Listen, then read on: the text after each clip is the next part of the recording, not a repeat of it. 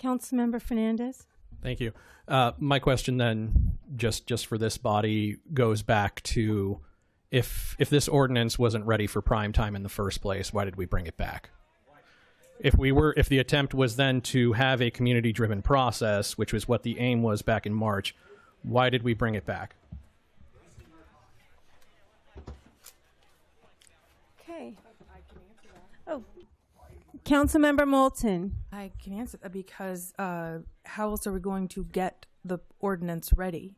We can't change it outside of this. We got to listen to it. We have to make adjustments to it, and then we either need to vote it up or down. This is the process that we are in.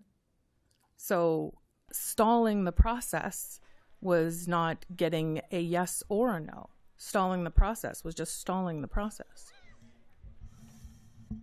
I respectfully disagree on that being a stall tactic when the attempt was, again, to have a community-driven process, which we were not afforded.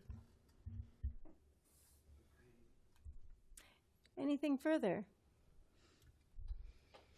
Please vote.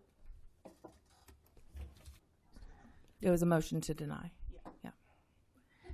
3 yes votes. Councilmember Moulton and Bauer dissenting. Motion carries.